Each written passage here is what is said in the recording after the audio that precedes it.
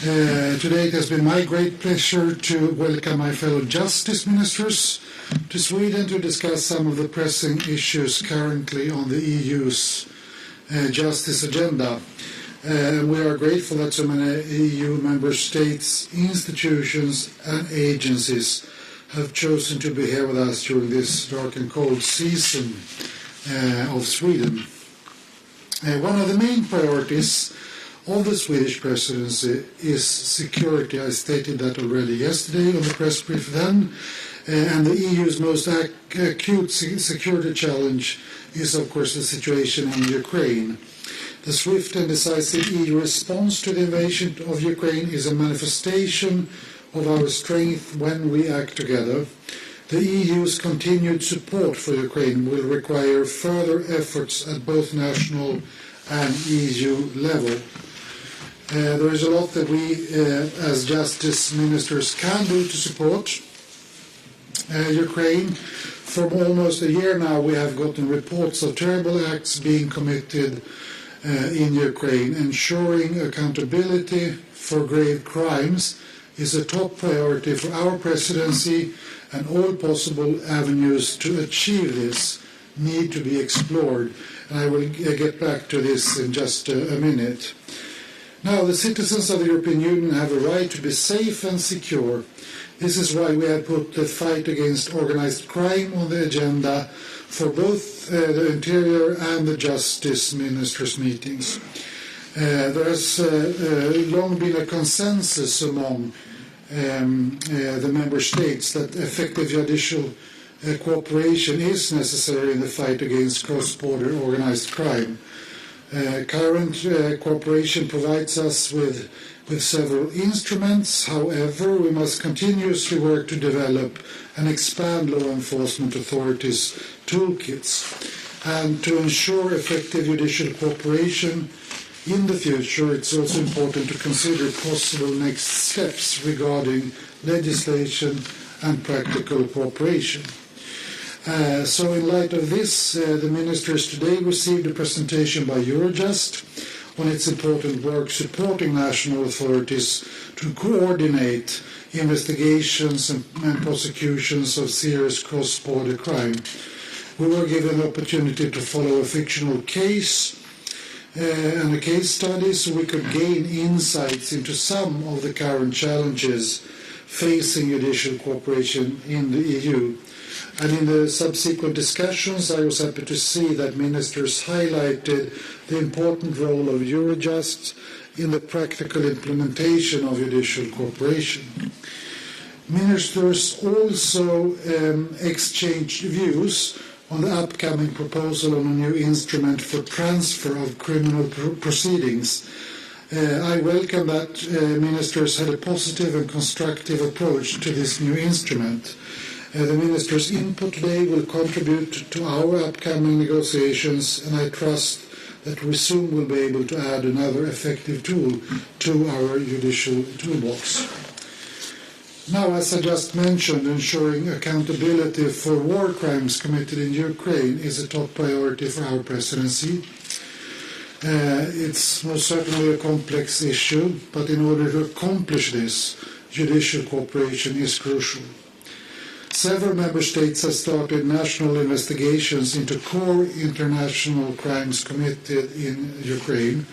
Ukraine and several EU member states have also, with support from Eurojust, established a joint investigation team.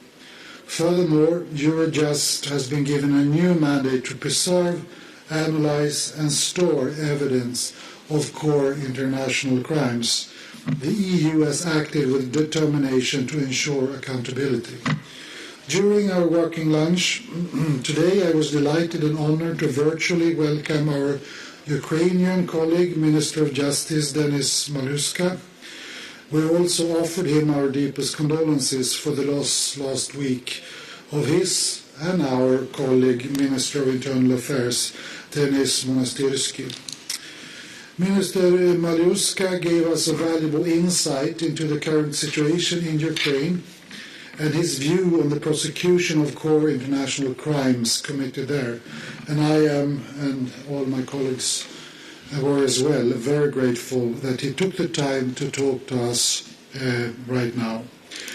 We were also given presentations by the Swedish Prosecutor General, Peter Lund, and a war crimes prosecutor from the Swedish Prosecution Authority and Eurojust.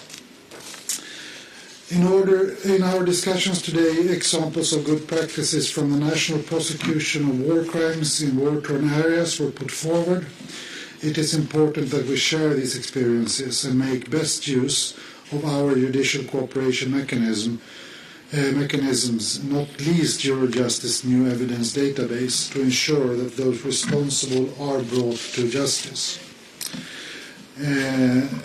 Today's discussions, I will finally say that, will help us in our efforts to ensure full accountability for the grave crimes committed in Ukraine. There can be no impunity for these crimes.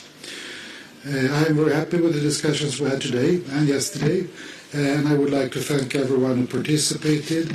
I will now hand over to Commissioner Reinders.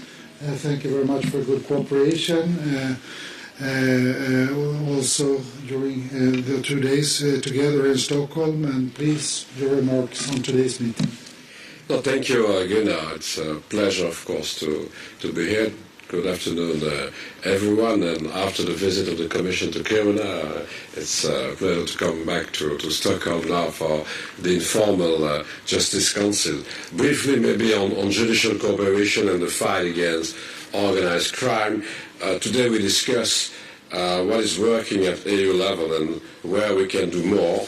And fight against organized crime needs to be strengthened in Europe with the valuable support of our agency, Eurojust, that supports the investigations and prosecutions of national prosecutors. Fight against drug trafficking is key. Today, all ministers recognize the key role of Eurojust, and there are many requests to go to an action plan about this kind of fight against drug trafficking, and we have listened to the comment of some members of the Council facing a difficult situation at the national level, like in the Netherlands or in Belgium. This will be maybe a discussion that we'll continue to have in the near future. We also had the support from a strong majority of member states to improve the way criminal proceedings are transferred from one member state to another. That is why the Commission will present a new instrument in April, and together with the strong support of the Swedish presidency, we call on the co-legislator to reach an agreement swiftly. So we'll have the opportunity to start in April maybe the discussions about this. And I'm sure that we have a very common approach. Of course, it will be needed to discuss on some rules and some specifications, but we have a real common approach in the Council about that. Finally, I stressed the role of the European Public Prosecutor's Office in fighting organized crime. Take Operation Admiral as an example. In less than 18 months, the European Public Prosecutor's Office uncovered a web of organized crime groups operating in nearly 30 countries responsible for VAT fraud worth €2.2 billion. Without EPPO's transnational vision, I'm certain we would not have uncovered this as we did. As I underlined to ministers today, I hope to see continued and improved cooperation in the future, because we need to enhance such a kind of common action and the cooperation. Of course, we were joined today at the beginning of our lunch to discuss about the situation in Ukraine by the Ukrainian Justice Minister Denis Mayuska. I will have the opportunity to meet him again next week, because the Commission is going to Kiev to have a meeting between the Commission and the Ukrainian government. And I stress during the meeting the key role, again, of our agency, Eurojust. It is producing guidance on screening, identifying and interviewing refugees arriving from Ukraine, for example, in different member states and certainly the neighboring countries of Ukraine. With the International Criminal Court, Eurojust has also produced guidelines for civil society organizations on documenting international crimes and human rights violations on the ground. It's very important to have a very good collaboration with the civil society about that. Thanks to its new mandate, Eurojust is now testing a new core international crimes evidence database to store and preserve evidence of war crimes. This evidence can be used for future trials maybe, because we'll have a lot, to ensure accountability for the crimes committed in the context of the Ukraine war. So it's not only the way to collect, to store, but also to exchange with many different prosecutors at the national level, but also at the international level, the evidence. This is extremely important given the extent of possible war crimes. Nearly 65,000 incidents of alleged international crimes have been reported so far. 14 member states have opened national investigations into international crimes committed in Ukraine, including Sweden, and we have listened from prosecutors of Sweden about the way forward in such a kind of process. These figures illustrate the fact that we are now dealing with the largest number of documented war crimes of all time. This includes the crime of aggression, which is a very specific type of crime. As the judgment of the International Military Tribunal of Nuremberg in 1946 stated, a war of aggression is the supreme international crime. While there are different legal constraints to prosecuting the crime of aggression, we must ensure that these crimes will not go unpunished. Those responsible will be held accountable for their actions, and the European Union and the Commission want to play a leading role in such a process to fight also against the crime of aggression. And as a first step to ensure full accountability, I have explained to the ministers that we are working on the possible development of an international prosecution office in the Netherlands, in The Hague, within the framework of a joint investigation team supported by our agency, Eurojust. This JIT was set up at the beginning of the war last year to deal with international crimes committed in Ukraine, in which 6 member states, Ukraine as well as the ICC, participate. And this office will coordinate the evidence collected, particularly for the crime of aggression. So we are sure it's very useful to use the different existing tools like Eurojust, the JIT that we have now, to go forward without any contradiction, of course, with the ICC. And we'll continue to discuss that also with our Ukrainian counterparts next week, I said, in Kiev. Discussions will continue, of course, on the accountability mechanism, including the potential establishment of a special independent international tribunal or an hybrid tribunal based in Ukraine with international representation. Ukraine has made its position very clear in this respect, and we must listen. What is crucial is that whatever is agreed on must have the widest international support, including from the United Nations. To have the legitimacy in our action with such a kind of jurisdiction, we need to be backed by a very large international community. Therefore, we remain in close contact with our international partners. But again, it is so important that we speak with one voice on this. And we are not yet there, but we have made a lot of progress again today in such a way, thanks to the Swedish presidency. And lastly, with regards to accountability for the violation of EU restrictive measures, we are also working to ensure no circumvention goes unpunished. In December, the Commission adopted a proposal for directive, which is now with the European Parliament and the Council. I urge the Council to quickly adopt its position on our proposal that provides criminal sanctions for the persons that circumvent or help circumvent the violation of union restrictive measures. If it's the case, it will be possible to go to justice and no more to organize just the freezing of assets, but the confiscation. And you know that if it's possible to organize a confiscation, it's maybe also possible to transfer the ownership of the assets to Ukraine. That's the first step. Maybe they're also in the way to give a lot of support to Ukraine in such a kind of process. So I was very pleased to see such a common approach and to listen very concrete example provided by Eurojust on one side, but also by the Prosecutor General and the Specialized Prosecutor about war crimes in Sweden. Thank you very much for that. Okay, so now time for some questions. Please state your name, media organization, and who you direct the question to, please. Thank you, Lea Marshall for Agence Europe. I have a question for both the Commissioner and the Minister. The first one related to the crime, the war crime.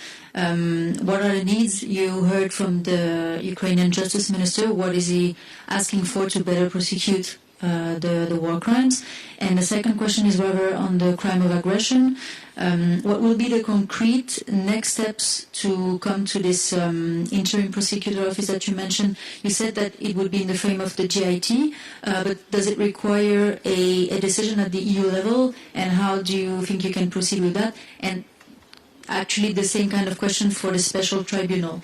I know you said many times this requires the international support, the widest possible, but at EU level, how does it go? Do you need a decision? So how is what is the process basically? If I start with what the Minister asked for, and then perhaps you can develop next steps and so forth. Well, my impression was clearly that the Ukrainian minister had a very practical, pragmatic approach, which basically means that, one, you have this more serious war crime, the aggression crime, but you also have thousands of war crimes regarding individuals, the civil society, and so forth. I believe that he called for sort of a practical approach, find any way that is efficient and will work in practice to go after the war criminals. And I think that call for action corresponds very well to the general experience in this area. That today I think it was very useful that we started the discussion after his introduction and with two prosecutors working in the national court system, since it's obvious that we will need the judiciary both domestically and internationally to be on their feet and work separately with different levels of crime, you could say, but also interact in many ways. So we know for sure that domestic courts will be critical in order to prosecute all the war crimes we were discussing today. And then in terms of the international level, there is obvious that there are different optional ways to go. And at least from my perspective, and as far as I also understood the Ukrainian minister, he was of the same opinion, find any way that will work. Whether that is ICC or a separate tribunal body or a hybrid one or whatever. But I believe that to you to develop. Please, Didier. Thank you again. First of all, I want to say about the war crimes that we are in discussion with our Ukrainian colleagues since the beginning of the war. It's the first time that we are working on the ground from not the day one, but the first days after the beginning of the Russian aggression. I remember a discussion with the Genocide Network in Eurojust in March last year, so it was very soon after the beginning of the war. And what we receive as requests from Ukraine all the time from the Prosecutor General or for the Minister of Justice, like today, is first of all support for the Prosecutor General Office. And I said today, to give an example, we have provided 4 million euros for the IT system in the Prosecutor General Office, and we try to do the same with the regional prosecutor's office in Ukraine, like we have asked the member states, and hopefully it was with a positive response for the member states, starting with France at the beginning of the process, to send experts, forensic experts, but also protective equipment, security equipment, and so on. So all the time we try to receive precise requests, and I receive all the time a letter from the Prosecutor General about the needs, and we try to provide those needs. That's very concrete about the way on the ground in Ukraine, because they are on the front line, of course,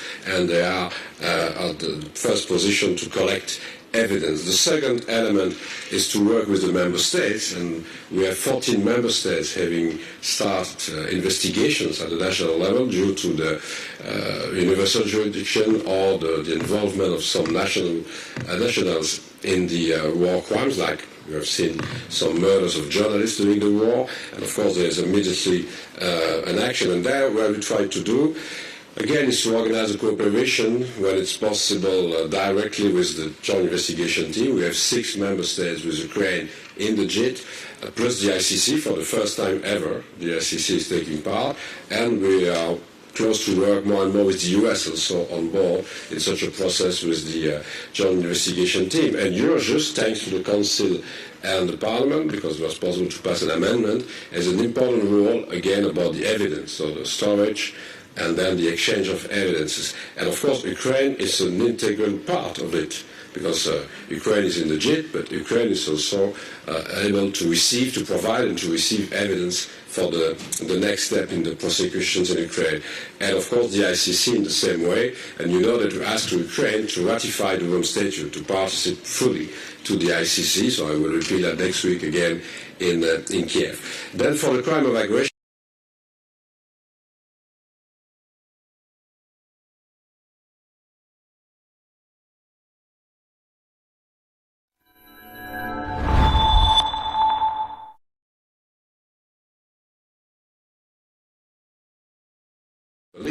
to see how it's possible to have an operational mechanism very soon in a good functioning. And so that's the way forward. It's not to take a formal decision at the EU level, it's to have a practical functioning with Eurojust, of course, with the members of the JIT, and with Ukraine on board as a member of the JIT too, because it's in fact to operationalize the way to collect evidence in the process about the crime of aggression. So we are now in the last discussions to be sure that we are all aligned on such a kind of process. About the tribunal, I've said myself, we need to continue the discussion. We have received a mandate from the European Council to provide with the High Representative a paper. We have put on the table all the different solutions. You know that Ukraine has requested a special tribunal. There are other possible solutions. We will see.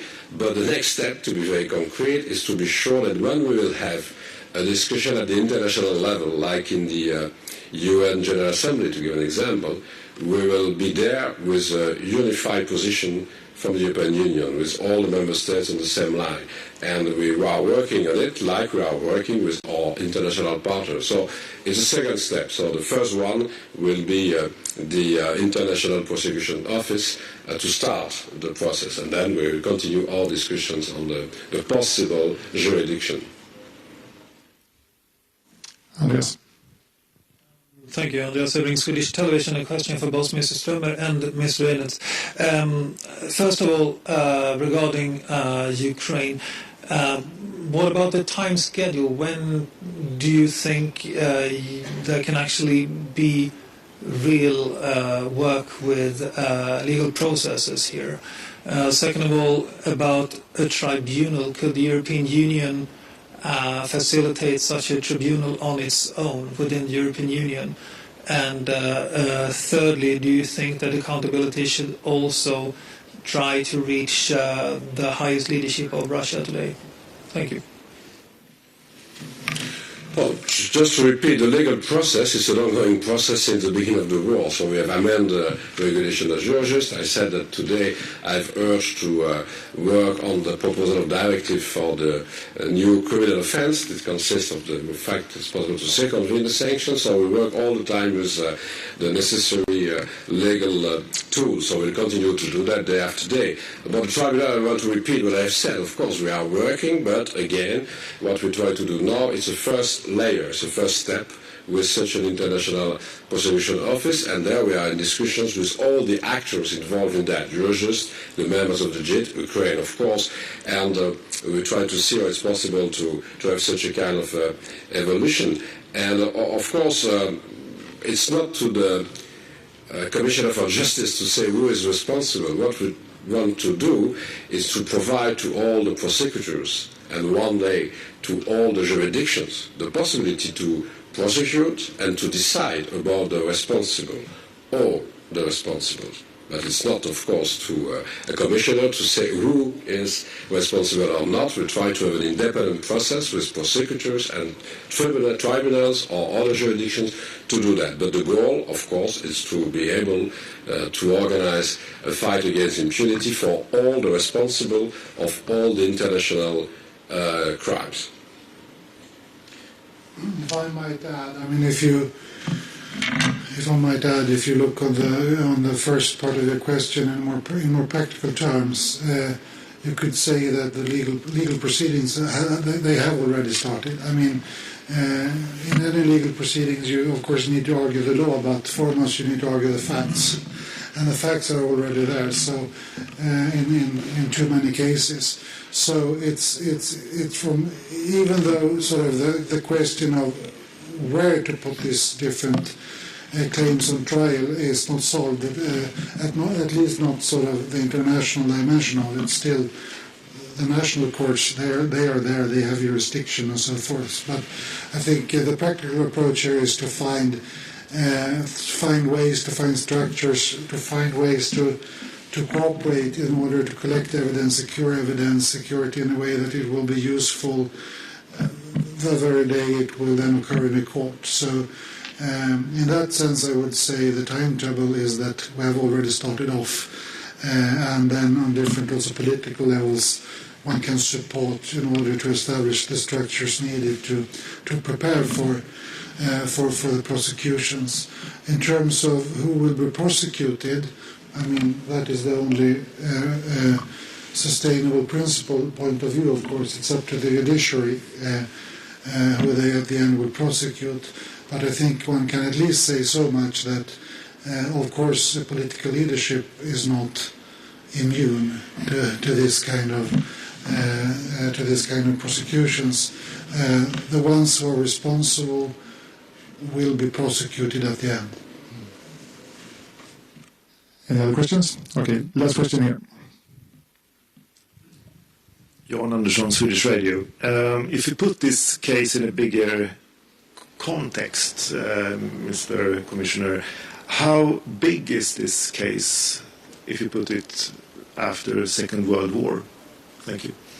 But it's the first time that we have started so early the documentation about international crimes. So that's very, very new, because I have mentioned 65,000 incidents that it was possible to collect in Ukraine and through the refugees coming outside Ukraine. And it's the first time that we are starting so early the process. Of course, it will be also the first time that we will have maybe so many different possibilities to act. I said in Ukraine, and you have seen already some condemnations in Ukraine, and there are other suspects in different prosecution processes. But we have also national member states acting, third countries acting too, the ICC, maybe one day a new solution for the crime of aggression. So I will say it's maybe a turning point in the way to show not only for the authors of the Russian aggression, but maybe for all the possible other actors in the world, that now we are engaged in a process where if you are committed an international crime, you risk for the rest of your life to be in front of a tribunal or a court. And you know that till now, there are new decisions, investigations and new decisions about the genocide in Rwanda or about the war in former Yugoslavia. And very recently, I will say last year, we have seen new condemnation for the Second World War. So it must be very clear that we have all the tools now to say that it's possible to explain that if there are some intentions to commit international crimes, if you are doing that, you take the risk to be in front of a tribunal one day. It's the reason why we have now some procedure, but we'll have procedure maybe in some months, in some years, maybe in some decades, but we will continue to work with such a kind of framework to be able to act. And that is a turning point. So I don't want to say the size because it's such a very special day when we commemorate the Holocaust. Of course, I don't want to make a comparison between one and another issue. I want just to say that now we are well equipped to fight against all types of international crimes, and we continue to complete the framework to do that. Thank you. So with that, we conclude this press conference. Thank you.